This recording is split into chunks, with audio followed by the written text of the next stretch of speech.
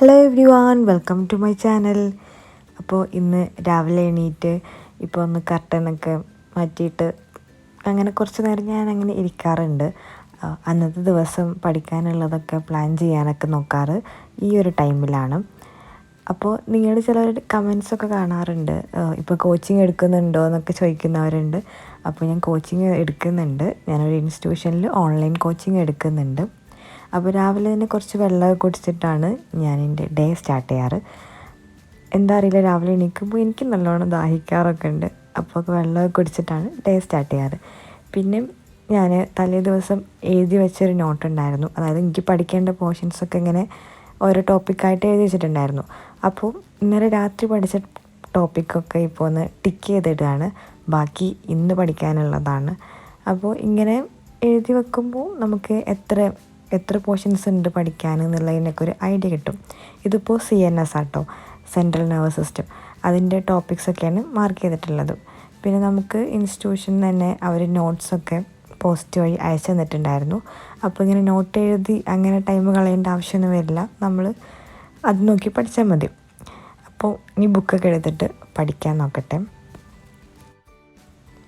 അപ്പോൾ ചിലരൊക്കെ സ്റ്റഡി ടിപ്സൊക്കെ ചോദിക്കാറുണ്ട്. എങ്ങനെ ഡീറ്റെയിൽഡായിട്ട് സ്റ്റഡി ടിപ്സൊന്നും പറഞ്ഞു തരാനൊന്നും എനിക്കറിയില്ല. അപ്പോൾ ഞാൻ പൊതുവേ ചെയ്യാറ്, ഏതൊക്കെ പോർഷൻസാണ് ഒരു ദിവസം പഠിക്കേണ്ടതെന്നുള്ളത് നേരത്തെ പ്ലാൻ ചെയ്ത് വെക്കും. അത് എഴുതി വെക്കുന്നതാണ് ഒന്നും കൂടി നല്ലത്. അപ്പോൾ മാക്സിമം ആ ഒരു ദിവസം കൊണ്ട് ആ ടോപ്പിക്സൊക്കെ കവർ ചെയ്യാൻ വേണ്ടിയിട്ട് നോക്കും. ഇനി അതല്ലാതെ കവർ ചെയ്യാൻ പറ്റിയിട്ടില്ല എന്നുണ്ടെങ്കിൽ പിറ്റേ ദിവസം കുറച്ചും കൂടി ടൈം ഇരുന്ന് പഠിക്കാൻ നോക്കും, അതും കൂടി കവർ ചെയ്യാൻ വേണ്ടിയിട്ട്. പിന്നെ എപ്പോഴും സെൽഫ് മോട്ടിവേറ്റഡ് ആവാൻ വേണ്ടി ശ്രമിക്കുക. ഇപ്പോൾ ഒരു മോട്ടിവേഷൻ വീഡിയോ കാണുന്നതിനേക്കാളുപരി എനിക്ക് കൂടുതൽ വർക്കൗട്ട് അവർ സെൽഫ് മോട്ടിവേറ്റ് ചെയ്യാനാണ്. അപ്പോൾ നമുക്ക് എല്ലാവർക്കും ലൈഫിൽ ഓരോ ഗോൾസൊക്കെ ഉണ്ടാവും. അപ്പോൾ അതൊക്കെ മനസ്സിൽ വെച്ചിട്ട് ഒന്ന് സെൽഫ് മോട്ടിവേറ്റഡ് ആവാൻ വേണ്ടി നോക്കുക. നമ്മളിപ്പോൾ സ്കൂളിലാണെങ്കിലും കോളേജിലാണെങ്കിലും അതുപോലെ വീട്ടിലും ഒക്കെ നമ്മൾ പഠിക്ക് പറയാനൊക്കെ ആൾക്കാരുണ്ടാവും. പക്ഷേ നമ്മളൊരു ഡിഗ്രി ഒക്കെ കംപ്ലീറ്റ് ചെയ്ത് കഴിഞ്ഞിട്ട് അങ്ങനെ പറയാനൊന്നും ഒരാളുണ്ടാവണമെന്നൊന്നുമില്ല. അപ്പോൾ നെക്സ്റ്റ് നമ്മളെ ഗോൾ അച്ചീവ് ചെയ്യണമെന്നുണ്ടെങ്കിൽ നമ്മൾ സ്വയം മോട്ടിവേറ്റ് ചെയ്ത് നമ്മളതിന് എന്തൊക്കെ വേണമെന്ന് നോക്കിയാൽ മാത്രമേ അതിന് പറ്റുള്ളൂ. അപ്പോൾ ഞാൻ അതിൻ്റെ ഇടയിലൊരു ബ്രേക്കിൽ ഇപ്പോൾ ഞാനൊരു മിനിസോന്ന് വാങ്ങിയ ഒരു ബാസ്ക്കറ്റാണ് കേട്ടോ അത്. അപ്പോൾ ഞാനിതിലെൻ്റെ സ്കിൻ കെയർ ഐറ്റംസൊക്കെ ഒന്ന് ഓർഗനൈസ് ചെയ്ത് വെക്കാമെന്ന് വിചാരിച്ചു. ഞാനങ്ങനെ എപ്പോഴും സ്കിൻ കെയർ ചെയ്യുക അങ്ങനെയൊന്നും ഫോളോ ചെയ്യാറൊന്നുമില്ല. ഇടയ്ക്ക് നല്ല ഇൻട്രസ്റ്റ് ആയിരിക്കും, ഇടയ്ക്ക് ഞാൻ അതിനെക്കുറിച്ച് പാടേ മറക്കാറുണ്ട്. പക്ഷെ നല്ലതാണ് നമ്മൾ സ്കിൻ കെയർ ചെയ്യുന്നതൊക്കെ, ഇങ്ങനെ മോയ്സ്ചറൈസ് ചെയ്യുന്നതും ഒക്കെ നല്ലതാണ്. പിന്നെ ഞാൻ എന്ത് പ്രൊഡക്ട്സും, അതിപ്പോൾ സ്കിൻ കെയർ ആയിക്കോട്ടെ എന്താണെങ്കിലും ഓൺലൈനായിട്ടൊക്കെ ഓർഡർ ചെയ്യുമ്പോൾ അങ്ങനെ ഒറ്റയടിക്ക് കണ്ട് അങ്ങനെ ഓർഡർ ചെയ്യാറില്ല.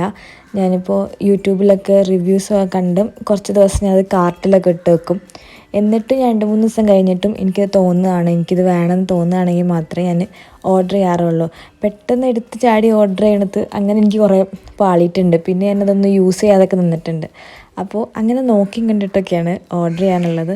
അതെനിക്ക് കൂടുതൽ ഹെൽപ്ഫുൾ ആയിട്ടുണ്ട്. കാരണം കുറച്ചുകൂടിയൊക്കെ പൈസ സേവ് ചെയ്യാനൊക്കെ അങ്ങനെ ചെയ്യുമ്പോൾ പറ്റാറുണ്ട്. പിന്നെ അർജൻറ്റായിട്ട് വേണ്ടത് എന്തായാലും അപ്പോൾ തന്നെ ഓർഡർ ചെയ്യേണ്ടി വരും. പിന്നെ അത് കഴിഞ്ഞിട്ട് ഇടയ്ക്ക് ഇങ്ങനെ ഒരു ഗ്യാപ്പിൽ ഇത് തൈരും അതേപോലെ അരിപ്പൊടിയാണ്. ഇതുകൊണ്ട് റിസൾട്ട് ഉണ്ടോ ചോദിച്ചാൽ എനിക്കറിയില്ല. ഞാൻ വെറുതെ കണ്ടപ്പോൾ ഒന്ന് ട്രൈ ചെയ്തെന്നുള്ളൂ. പിന്നെ നമ്മളൊന്ന് പുറത്തിറങ്ങാൻ വേണ്ടി നിൽക്കുകയാണ്. അപ്പോൾ ഒന്ന് റെഡി ആയിട്ട് പുറത്തിറങ്ങാൻ വിചാരിച്ചു. അതേപോലെ തന്നെയാണ് പെർഫ്യൂംസ്. പണ്ട് എനിക്ക് ഒട്ടും ഇഷ്ടമില്ലായിരുന്നു പെർഫ്യൂംസ്. ഞാൻ എവിടെ പോയാലും എനിക്ക് പെർഫ്യൂമും എൻ്റെ കൂടെ ഉള്ളവർ ഇതാക്കുന്നത് യൂസ് ചെയ്യുന്ന പോലും എനിക്ക് ഇഷ്ടമല്ലായിരുന്നു. പക്ഷേ പിന്നീട് കുറച്ച് കഴിഞ്ഞപ്പോൾ എനിക്കിത് ഏറ്റവും ഇഷ്ടമാണ് ഇപ്പോൾ പെർഫ്യൂംസ് ഇങ്ങനെ.